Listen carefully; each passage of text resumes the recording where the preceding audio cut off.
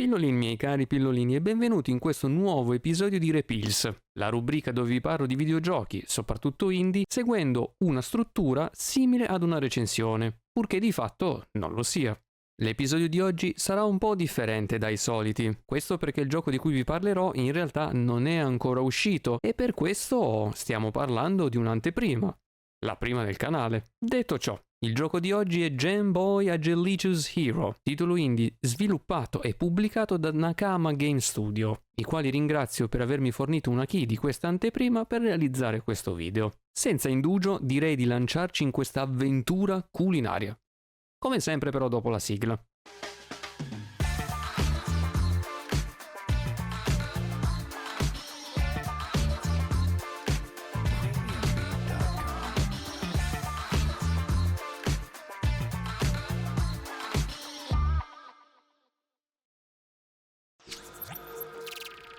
Game Boy Agelicious Hero è un titolo molto particolare, questo perché mischia insieme più generi videoludici. La sua base è un classico platform 2D, ma all'interno del gioco si spazierà anche ad altri generi. L'elemento principale di questa anteprima sono le sezioni platform, un tipo di platform molto alla vecchia scuola, quello dei primi anni 90 per intenderci.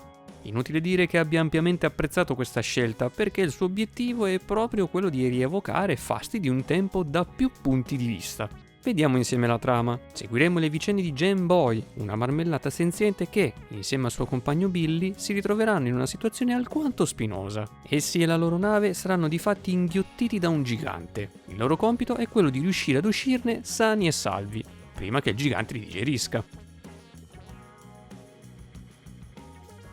Anche in questo caso abbiamo un concept di trama molto semplice e simpatico, e questo è il primo riscontro retro avuto. Oltre a ciò, queste premesse mi hanno ricordato molto alcune serie animate che andavano in onda su Cartoon Network, come Leone il cane fifone, Mucca e Pollo e Ren and Stimpy, cosa che ho apprezzato molto e mi ha fatto fare un bel tuffo nella nostalgia.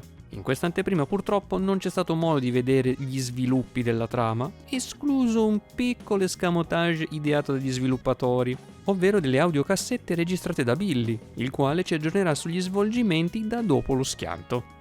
Oltre a questo ci sarà un piccolo twist nella cutscene finale che ci svela chi sia l'antagonista del gioco. Io però non ve lo svelerò. Parlando invece del comparto grafico e dell'art direction, Game Boy Agelicious Hero ha uno squisito, no pun intended, stile cartunesco sporco, il quale ha alimentato ancora di più la mia percezione che fosse un cartone di Cartoon Network. Già di per sé uno stile grafico simile è un punto in più per me, ma in questo caso aggiungerei un altro punto per essere riusciti a catturare molto bene un altro elemento di serie anni 90. Per il level design non c'è moltissimo da dire in realtà. I livelli disponibili nella demo sono in totale 3. Il primo livello del mondo 1, il primo livello del mondo 2 ed uno dei Lost Levels. Palese richiamo a quelli di Super Mario World. Essi saranno molto brevi e lineari, utili per dare un primo assaggio, nuovamente no pun intended, di alcune delle meccaniche di gioco, essendo comunque facenti parte della sezione iniziale del gioco. Scelta molto azzeccata, soprattutto perché potrebbe trarre in inganno gli sprovveduti. Perché dico questo? Perché qui entra in campo il secondo fattore retro, gli ostacoli. Con la loro capsula del tempo gli sviluppatori sono riusciti a estrarre anche un senso di difficoltà superiore che si confà a quel periodo. Nulla di impossibile o esageratamente difficile, ma comunque dovrete fare attenzione perché bastardate, platforming di precisione e riflessi pronti ci vorranno. Un mix comunque molto ben bilanciato in questi due primi livelli, ma che mi fa molto ben sperare per quelli successivi, soprattutto se prendo come base il Lost Level disponibile in questa anteprima, decisamente più tosto rispetto ai livelli base. Sarà che sono nato e cresciuto con quel tipo di impostazione, essendo un millennial, e proprio per questo apprezzo quando gli sviluppatori decidono di rischiare e di alzare un pochino l'asticella, sfidandomi nel riuscire a superare gli ostacoli da loro ideati. Sicuramente questo gioco non vi accompagnerà per manina dall'inizio alla fine, ma dovrete impegnarvi un minimo. Forse dovrei ammettere che sono un po' sadico. Anche per il gameplay di Game Boy Agelicious Hero ci saranno delle limitazioni. Essendo un platform è a tutti gli effetti un platform, vecchia scuola, ma con qualche elemento un pochino più moderno rispetto al periodo storico di riferimento.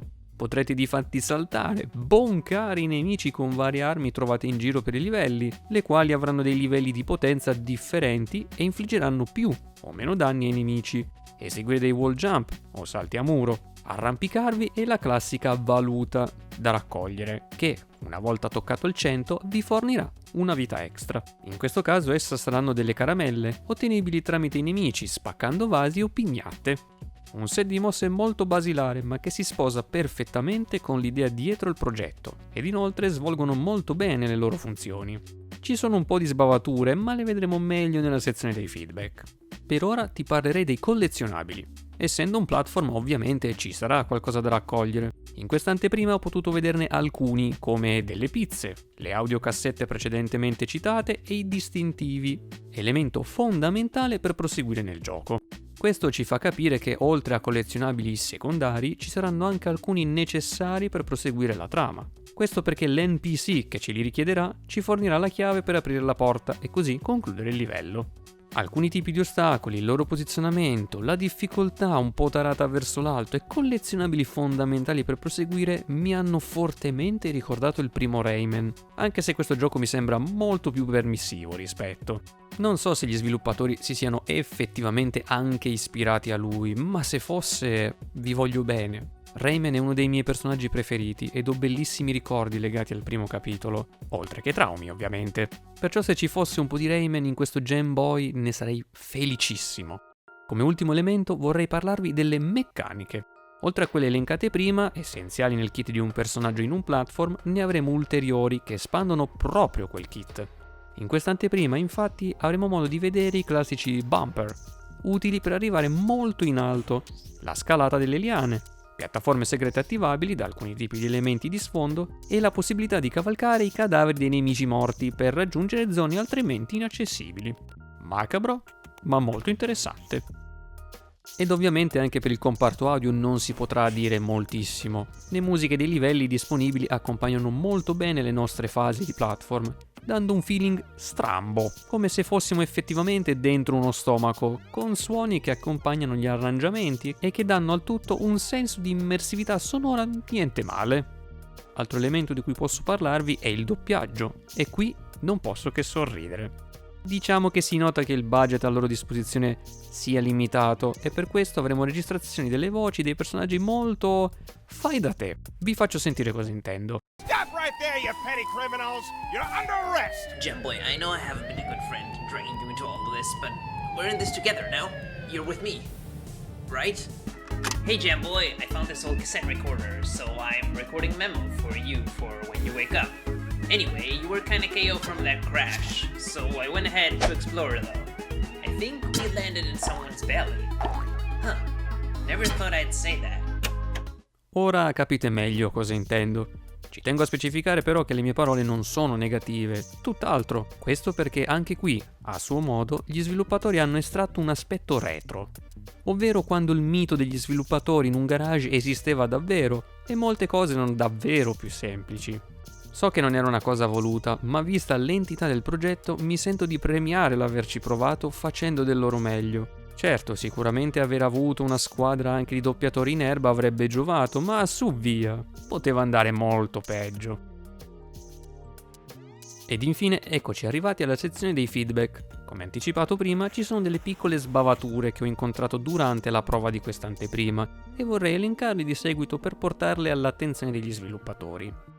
Il primo riguarda la detection zone delle liane. Per salirvi dovrete premere ripetutamente il pulsante di salto, ma non sempre esso sarà registrato correttamente. Questo perché la detection zone all'interno della liana è molto stretta. Il mio suggerimento è che questa finestra venga estesa ancora un pochino, oppure di cambiare completamente la meccanica ed avvicinarla al classico appiglio sulla liana. Il secondo riguarda questi bumper specifici. Anch'essi soffrono un po' dello stesso problema delle liane. In questo caso succede spesso che se non si prema il pulsante di salto nel momento esatto, ma leggermente prima o dopo, non venga conteggiato e quindi si cada. Anche in questo caso il mio consiglio è di allargare i frame di detection del comando, di modo da dare un margine di errore e che non si debba studiare troppo attentamente il timing corretto per premere il pulsante ed effettuare il rimbalzo. Il terzo riguarda i nemici vermi nelle piattaforme quadrate. Quando si è in una superficie piana, non sempre l'hitbox si triggera in modo corretto e questo comporta qualche colpo gratuito, come in questo caso. Il mio suggerimento è quello di estendere le hurtbox dei vermi stessi o l'hitbox dell'arma, di modo da avere comunque il giusto spazio tra noi ed il nemico, senza però rischiare che i nostri colpi diventino quasi a distanza per tutti gli altri tipi di nemici. Il quarto riguarda la porta di fine livello. Attualmente non vi è un'animazione precisa per far capire che l'input di uscita da livello sia andata a buon fine, se non la transizione. Il mio suggerimento è quello di aggiungere una piccola animazione che faccia capire l'azione di entrare nella porta, come un semplice risucchio in essa o che Game Boy la attraversi. Addirittura potrei suggerire un'animazione stile primo Rayman. Il quinto ed ultimo feedback riguarda il bilanciamento dei suoni.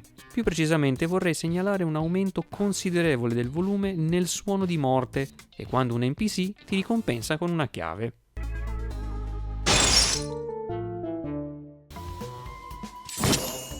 In questo caso, ovviamente, il mio suggerimento è quello di abbassare questi suoni, di modo da non forarci le orecchie. Sì, salve, sono il Pillole della post-produzione. Dopo aver registrato questo video, mi sono reso conto di aver dimenticato il vero e ultimo feedback da dare agli sviluppatori, ovvero un problema legato al testo dopo che viene riprodotta un'audiocassetta.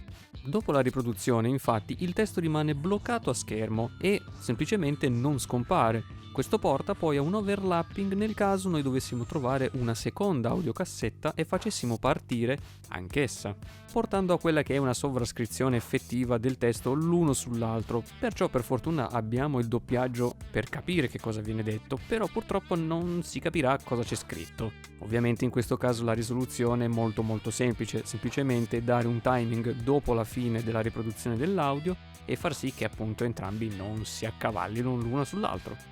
Molto semplice in realtà. Questi sono i feedback che avevo da lasciare. Se uno degli sviluppatori stesse vedendo questo video, spero possano tornarvi utili. Direi che adesso sia arrivato il momento delle conclusioni per questa anteprima. Anche se non sappiamo ancora come sarà il gioco completo, posso dire che gli sviluppatori abbiano centrato in pieno il feeling 2D dei primi anni 90. E non vedo l'ora di vedere le altre sezioni che avete in serbo per noi. Sono molto contento di star trovando molti team di sviluppo che riescano a rievocare il passato ma mantenendo comunque una presa salda sul presente, inserendo meccanico in generale elementi peculiari che si sposano meglio con i tempi moderni. È impossibile accontentare tutti, ma così almeno si ha un risultato bilaterale piuttosto che unilaterale. Quanto di ciò che ho provato mi ha piacevolmente colpito. Da amante dei platform ed in generale anche dei giochi arcade, sono molto curioso di come si svilupperà questo progetto. Spero vivamente di potervene parlare quando uscirà nella sua forma completa. Game Boy Agelicious Hero sarà disponibile per PC, tramite Steam, Xbox Series S e X, PlayStation 5 e Nintendo Switch, dal 25 settembre 2025. Come ultima cosa vorrei ringraziare ancora Nakama Game Studio per avermi dato la possibilità di provare il loro gioco in anteprima. Spero di poter collaborare ancora con voi in futuro. In descrizione vi lascio il link che vi porterà alla pagina Steam del gioco, così da poterlo aggiungere alla vostra wishlist. Mi raccomando, supportate gli sviluppatori. E tu invece cosa ne pensi? Ti ha incuriosito a tal punto da spingerti a provarlo quando uscirà? Fammelo sapere qui sotto con un commento. E con ciò il video si conclude qui. Spero che sia stato di tuo gradimento. Se così fosse, ti invito a lasciare un mi piace, iscriverti al canale, attivare la campanellina per essere sempre notificato o notificata sull'uscita di nuovi video e di condividerlo ai tuoi amici o ai tuoi cari. Inoltre, ti invito a passare anche dagli altri miei social per estendere gli orizzonti del canale. Trovi tutto quanto qui sotto in descrizione. Sono piccoli gesti che occupano poco tempo e che supportano il canale ed il progetto. Grazie. Detto ciò, dal vostro Pillole è tutto, ci rivediamo ad un prossimo video. Pillola out.